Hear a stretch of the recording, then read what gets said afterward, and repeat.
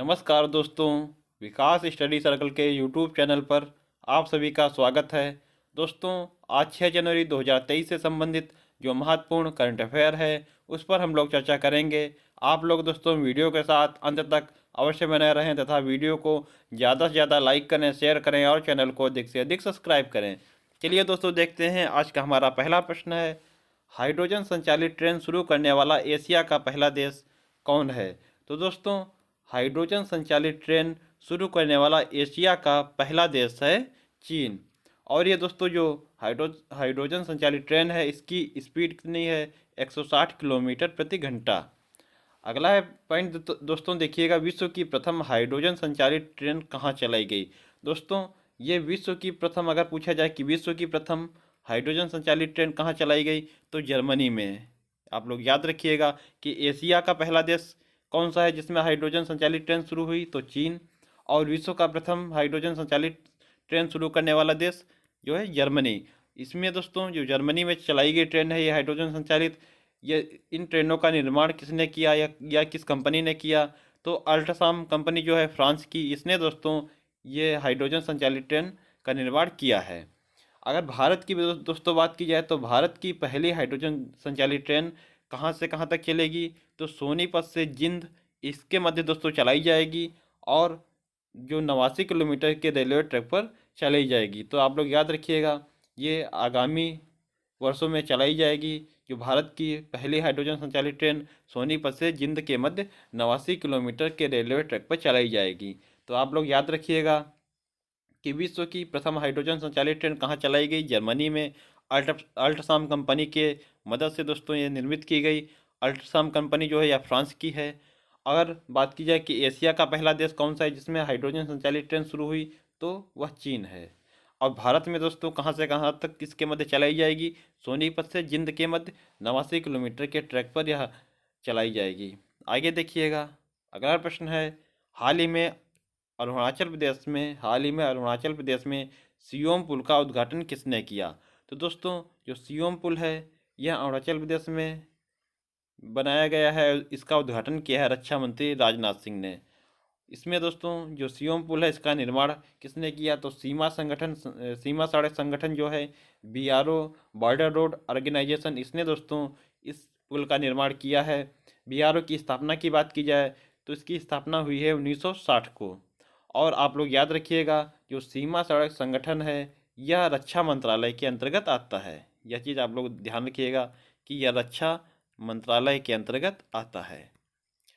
अगला प्रश्न है, मणिपुर में जेलिया गुरोंग समुदाय द्वारा गान नंगाई त्यौहार किस अवसर पर मनाया जाता है। तो दोस्तों जो ये त्यौहार है इसका नाम देखिएगा, गान नगाई। ये त्यौहार है यह कहाँ मनाया जाता है तो मणिपुर में। और किस समुदाय द्वारा मनाया जाता है तो जेलिया गुरोंग समुदाय जो है इसके द्वारा यह त्यौहार मनाया जाता है।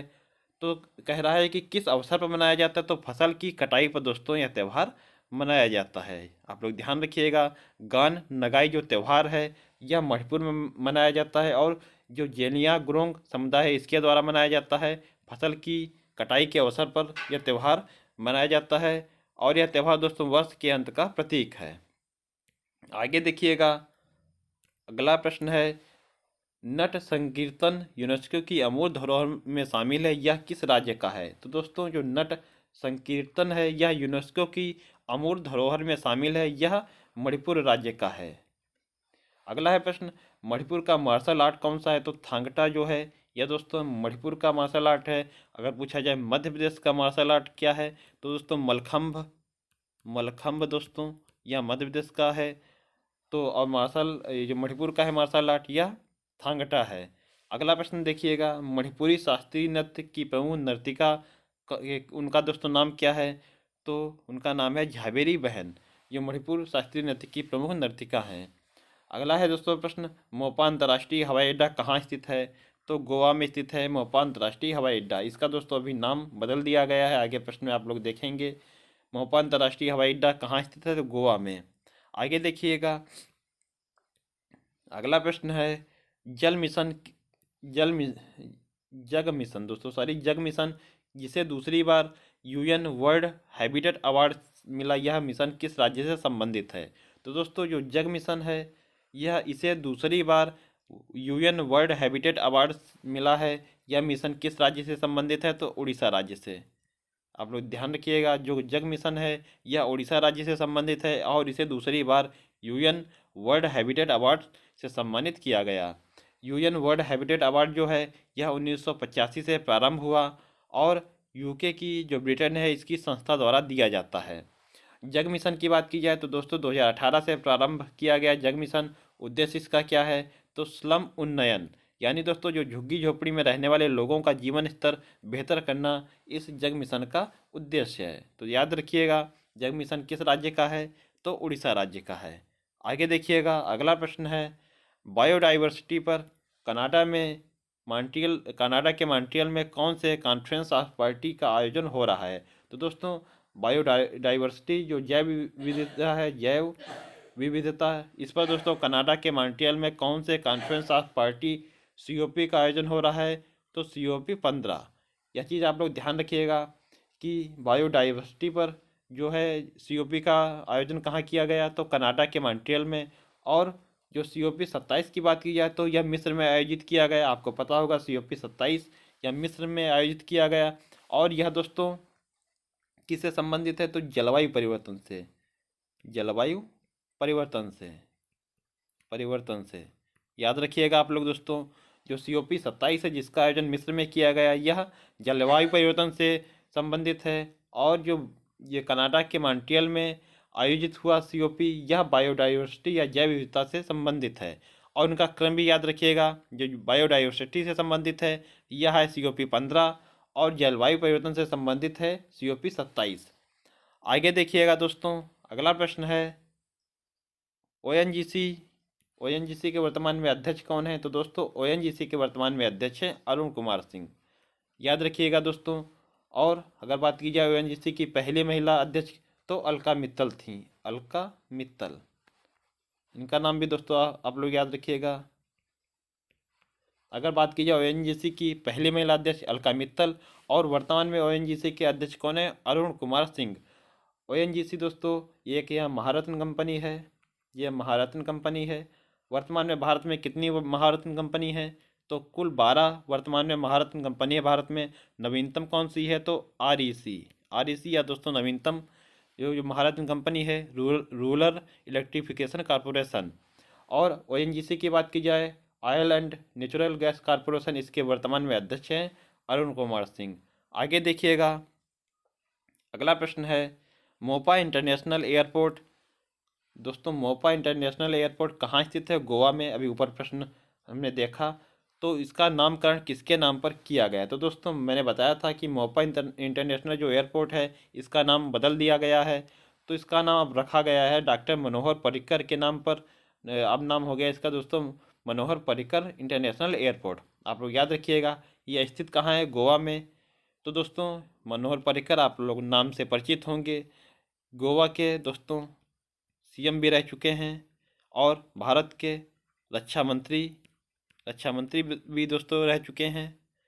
इनका दोस्तों निधन हो गया है। तो आप लोग नाम याद रखिएगा।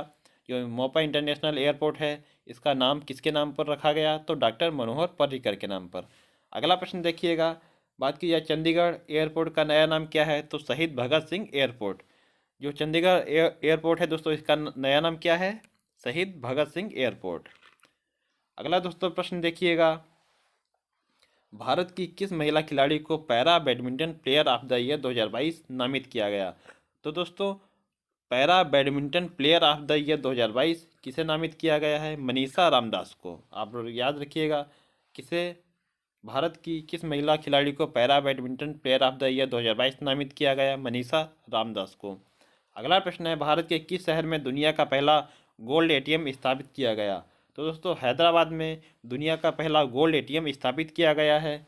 अगला प्रश्न है, बंगाल की खाड़ी में आने वाले चक्रवाती तूफान मैंडोस का नामकरण किस देश द्वारा किया गया? तो दोस्तों संयुक्त अरब अमीरात UAE द्वारा जो मैंडोस है इसका नामकरण किया गया था। मैंडोस का अर्थ क्या है? तो मैंडोस का अर्थ होता है खजाना। आप लोग याद रखिएगा। इससे पूर्व दोस्तों जो चक्रवात आया था उसका नाम था असनी, और असनी का नामकरण किसने किया था? तो श्रीलंका ने। ठीक है दोस्तों, यह भी आप लोग ध्यान रखिएगा। बंगाल की खाड़ी में आने वाले चक्रवाती तूफान मेंडोस का नामकरण किसने किया? यूएई द्वारा। और इससे पूर्व दोस्तों जो असनी आया था उसका नामकरण किया था श्रीलंका ने। आगे देखिएगा, अगला प्रश्न है, किस राज्य द्वारा किस राज्य द्वारा मुख्यमंत्री आवासीय भूमि अधिकार योजना प्रारंभ की गई? तो दोस्तों जो मुख्यमंत्री आवासीय भूमि अधिकार योजना प्रारंभ की गई है मध्य प्रदेश द्वारा। अगला प्रश्न है, हाल ही में प्रारंभ की गई राष्ट्रीय हरित हाइड्रोजन मिशन का उद्देश्य क्या है? दोस्तों इंपॉर्टेंट प्रश्न है, आप लोग ध्यान रखिएगा, इसके जो उद्देश्य हैं वह याद रखिएगा।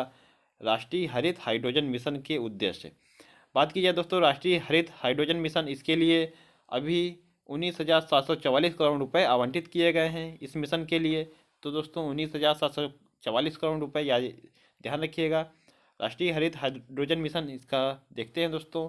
उद्देश्य है देश में लगभग 125 गीगावाट की संबद्ध अक्षय ऊर्जा क्षमता वृद्धि के साथ प्रतिवर्ष कम से कम 5 मिलियन मीट्रिक टन की हरित हाइड्रोजन उत्पादन क्षमता का विकास। दोस्तों आप लोग याद रखिएगा कि इस मिशन के तहत अक्षय ऊर्जा या दोस्तों जो शुद्ध ऊर्जा होती है उसका दोस्तों कितना उत्पादन किए जाने की लक्ष्य रखा गया है? तो दोस्तों 125 गीगावाट।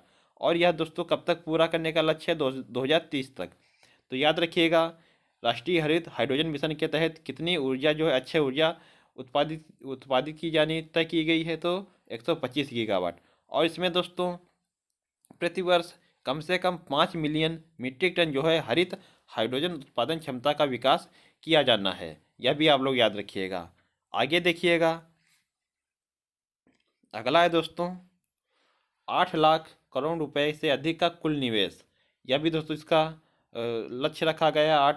8 लाख करोड़ रुपए से अधिक का कुल निवेश, 6 लाख से अधिक रोजगार का सृजन, कुल मिलाकर 1 लाख करोड़ रुपए से अधिक मूल्य के जीवाश्म ईंधन के आयात में कमी। यह चीज़ जरूर याद रखिएगा, 1 लाख करोड़ रुपए से अधिक मूल्य के जीवाश्म के आयात में कमी, और वार्षिक ग्रीन हाउस गैस उत्सर्जन में लगभग 50 मिलियन मीट्रिक टन की कमी।